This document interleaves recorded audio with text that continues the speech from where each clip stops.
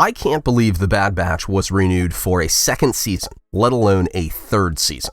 But Lucasfilm defies response, viewership, and fiscal responsibility. To kick off, the studio released 3 episodes on D+. Why 3 episodes, you ask? Because the creators continue to stretch 1 episode's worth of plot development over 3 to 4 episodes. The Bad Batch isn't the worst of Disney Star Wars. Not by a long shot. I believe the potential for an entertaining action-adventure series exists at its core. Perhaps Season 3, the final season, will rise to heights unvisited by its predecessors. But I'll wager, if past performance is the best predictor of future performance, you've located a remedy for insomnia. I'll review the first quarter-ish of The Bad Batch Season 3, whilst I delve into the series' critical flaws.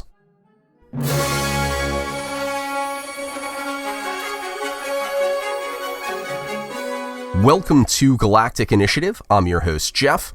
Season 3's first episode lingered on Omega's confinement in Mount Tantus, after Dr. Hemlock captured her in the final episode of Season 2. E1 established Dr. Hemlock's urgency, Nala Se's exploitation, and Omega's daily routine, which included smuggling a Stuffy, assisting a lab, visiting Crosshair, and befriending a Lurka Hound. To be fair, all the details paid off in the third episode, but they could have been shown at 3 times the speed for 3 times the impact. Filler is an understated description of The Bad Batch and, by far, its most obvious flaw. Fans experienced the same evolutionary pace with the production team's previous animated series, Resistance. Dave Filoni and Jennifer Corbett stretched 2-hour films into 16-episode seasons. The former took the same approach with Ahsoka, but he's Lucasfilm's chief creative officer, so audiences must suffer long intervals of nothingness for short bursts of forward progress.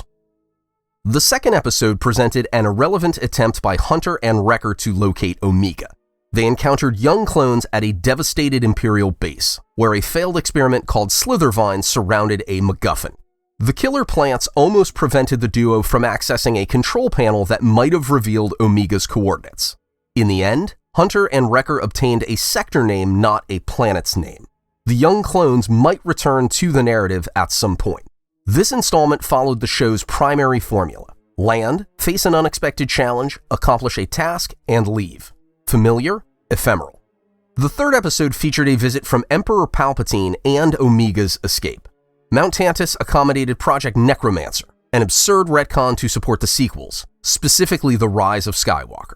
A crummy commercial?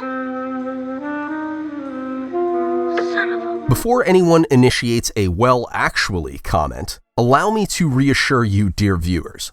I realize Wayland housed a secret cloning lab thanks to Timothy Zahn's original Thrawn trilogy of novels.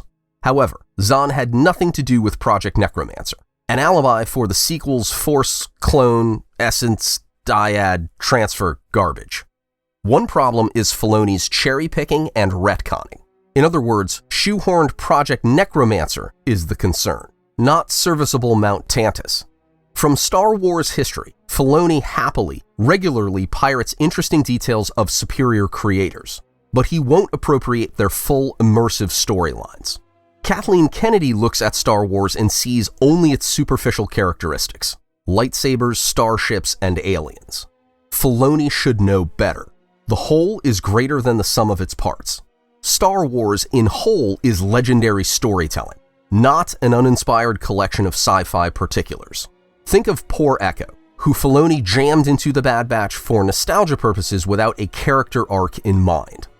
Another problem: despite its recent bluster about satisfying audiences, Disney wallows in its failures with prolonged, retroactive attempts to condone and contextualize the work of J.J. Abrams and Rian Johnson.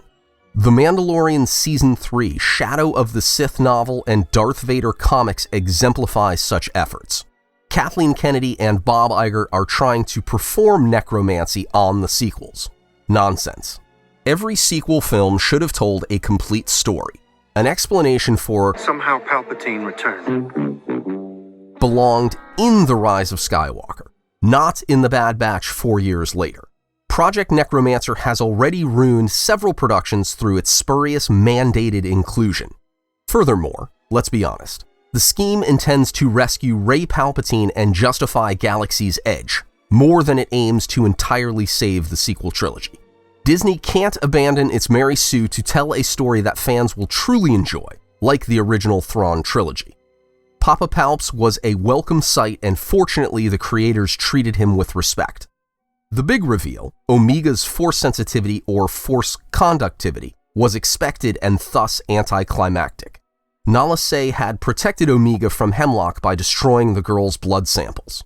Due to Palpatine's inspection, she wasn't available to prolong her deception, so she facilitated Omega's getaway. Before fleeing Wayland in a stolen shuttle, Omega collected Crosshair and a friendly Lurka Hound. The fourth episode involved another stolen shuttle. After crash landing on Lao, a planet under Imperial rule, Omega and her manservant Crosshair needed a bribe for passage elsewhere. To obtain the necessary credits, Omega gambled against an Imperial officer, who predictably betrayed her. During a firefight, Omega and her manservant nicked a shuttle. Her reunion with Hunter and Wrecker was the episode's final scene. Crosshair's appearance in the shuttle's entryway was treated as a cliffhanger for Episode 5. I refer to Crosshair as a manservant due to my frustration with Lucasfilm's false advertising. The title promises the Bad Batch, but Omega is now unquestionably the show's focus and a girl boss. Literally. The old Kathleen Kennedy bait and switch that angered fans in the Book of Boba Fett, Kenobi, and The Mandalorian. All three subverted for the message. In seasons 1 and 2 of The Bad Batch, a well-traveled, resourceful, and confident Special Forces squad inexplicably allowed a preteen girl with no knowledge of the galaxy beyond Kamino to influence their decisions. Not a great plan. In season 3, the writing's on the wall. Hunter, Crosshair, and Wrecker, clones with superhuman powers, will stand aside for Omega. The girl who's the key to everything plots, moralizes, commands, habilitates, shoots, pilots, inspires, gambles, and conditions. The entirety of her skills At expert level. She is discovering the awesomeness inside her. The fifth episode depicted a reluctant reacclimation for Crosshair. He wasn't the man he used to be. Omega played the role of mother and IT support. A surprisingly meta line from Crosshair to Omega. You're capable, but you are still a kid. The MacGuffin of the week was another computer terminal in another Imperial base. Crosshair returned to the planet Barton 4, where he killed his CO during Season 2's The Outpost. Among the best episodes, I might add. The unexpected challenge of the week was a giant ice worm. Here is a second surprisingly meta line. Why is there always a huge monster? Crosshair rescued Hunter and the Batch was back together again. At least the episode balanced the clones with Omega. Yay. To recap the critical flaws: a glacial pace, mostly filler. A consistent formula: land, protect, acquire, or escape, and leave. A scavenged counterfeit of Star Wars history. Nothing compared to OG Zahn, Stover, et alia. A sequel trilogy rationalization. I'm tired of lame excuses. A bait and switch. Omega calls the shots. The Bad Batch is Kathleen Kennedy's version of the Clone Wars. It's Dave Filoni without George Lucas to manage him. It's the Disney Princess blueprint for Star Wars. And if you're asking me... No, sir, I don't like it. Thank you for watching. Please like and subscribe. Check out Galactic Initiative for honest takes on Star Wars. Galactic Initiative is not authorized or endorsed by Lucasfilm Limited. The name Star Wars and all related materials are registered trademarks of Lucasfilm Limited, a subsidiary of the Walt Disney Company, all rights reserved. Galactic Initiative is a registered trademark, and other product and company names are trademarks of their respective holders. Use does not imply affiliation or endorsement.